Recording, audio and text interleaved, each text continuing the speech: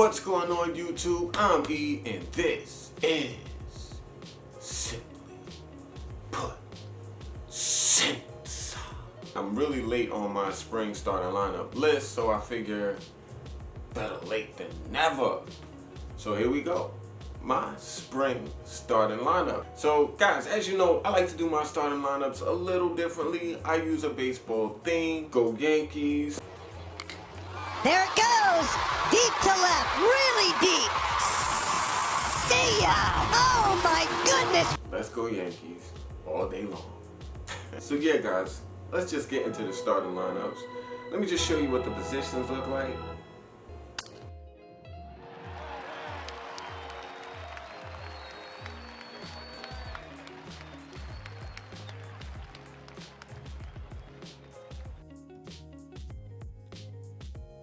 So my lead-off fragrance is obviously going to be the scent that I start my day with. It's going to be the scent that sets everything up. So I want this to be a fragrance that is pleasant, but at the end of the day also very, very complimentary to the daytime and the sun. And from the house of DSquared, the fragrance is Rocky Mountain Wood. Man guys, I really regretted not adding this scent in my last list of top 10 spring fragrances. It just slipped my mind. There's no excuse for that though, in my opinion. I had a mental note about this scent from last year when I caught it. And I said to myself, Rocky Mountain Wood has to be on your spring list next year. Next year came, I'm working on the spring list, and I completely forgot it. Completely forgot it.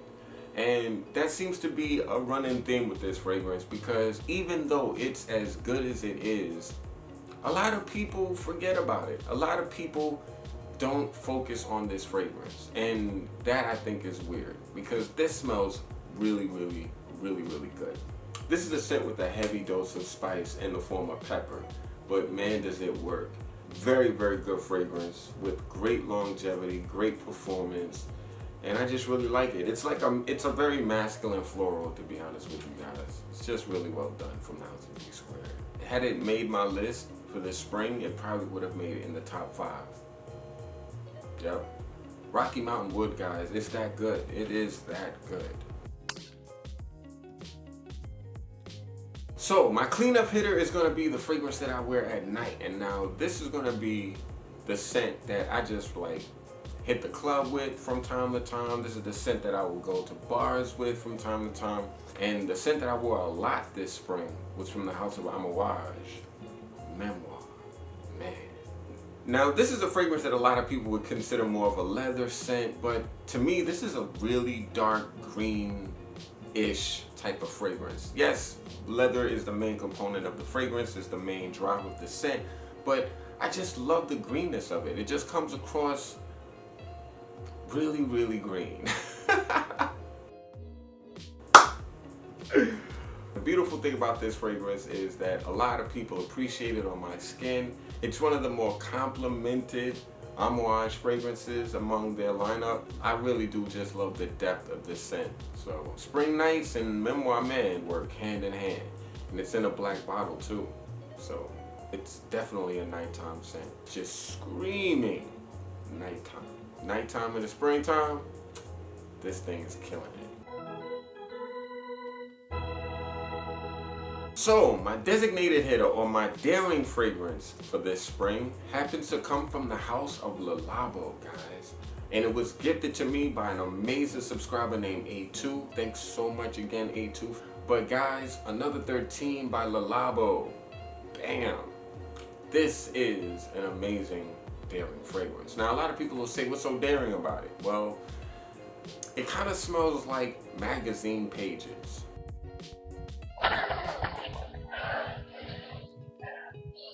Just imagine like a musky magazine that just got printed with that chemical smell of ink. That's kind of what you get in Another 13. Man, it's awesome stuff.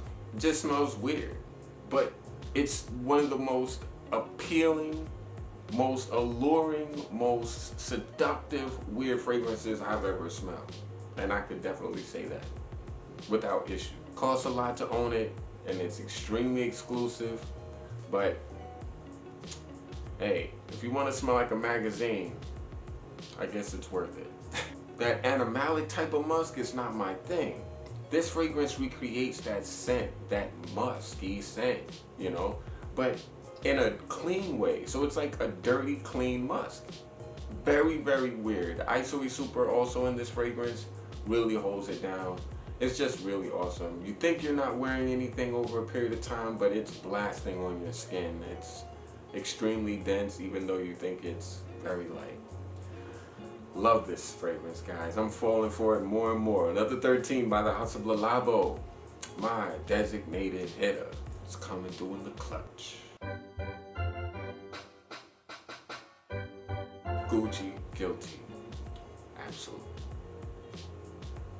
Now, this could have been a designated hitter too. This is a very daring scent. This scent is not the most easy to love fragrance, but I feel like it makes a statement. And the statement it makes is masculine and alpha. This is a very alpha fragrance. It's a fragrance that just says, I'm a boss. I'm a boss. That's it. I'm a boss. So niche for a fragrance that's in the designer category. And that's the thing that I find appealing about this fragrance. It just smells like it should be in the $200-300 range, even though it's not. And it's also another fragrance that's more on the modern side. Like Le Labo's another 13, it depends a lot on synthetic notes. The use of artificial synthetic notes in Gucci Guilty Absolute has this fragrance smelling kind of like a barbecue. Dracarys. To some people, especially in the opening. It kind of reminds me of the offspring of Gucci Pour Homme, the first one. Very dry, very woody, very, very nice.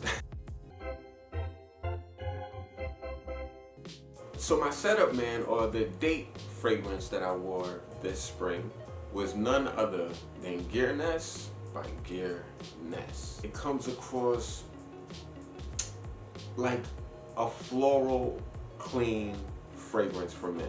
It's not a fragrance that's over the top and too much. It's one of the more complimented floral fragrances that a man can own. It's a fresh floral bomb. That's pretty much how I could sum this fragrance up. It's a very comfortable fragrance to wear. And women absolutely love it. So that's one of the reasons why it was a scent that I wore a lot during the spring. And my closer fragrance, guys, from the house of Cartier. The fragrance is Roadster. Roadster, guys, one of the more realistic mints in a designer fragrance I have ever smelled. Some people hate it, some people love it. I'm in the camp that loves it, without question. I think it's a very easy to wear office fragrance. It just comes across minty, unique, and crisp. I don't know a lot of fragrances that smell like this or does what this fragrance does. It's very, very underrated, I would say. In terms of the general population, a lot of people in the fragrance community know about this fragrance and know how good it is. But a lot of people outside the fragrance community kind of pay this fragrance no mind, and that's kind of a shame, because it's definitely worth it. Some people compare it to Wrigley's Spearmint Gum. I could see that comparison. I mean, the mint is very spearmint, but it's so good, guys. I really, really love this refreshing fragrance for the spring, and I wore the heck out of it at work. And guys, the manager. Finally, we got to the manager, and this, of course, is going to be the signature scent that I wore the most during the spring. You know, I wore this pretty much in any of the scenarios that you would see me wear the other fragrances. That's why this is my signature scent for the spring, and it's from the house of Prada, and the fragrance is Infusion Dome. I love Infusion Dome. Infusion Dome is so good, guys. It's one of the best soapy fragrances I've ever smelled, hands down. It's the classiest, soapiest fragrance, hands down, in a designer presentation. I don't think there's any soapy fragrance that comes close. Now, yeah, there are more sporty soapy scents, but this comes across clean, upscale, and tasteful. It doesn't come across like Irish Spring. It comes across like a soap you're spending like $30 a bar on. Seriously, that's how good this stuff is. And I love it so much.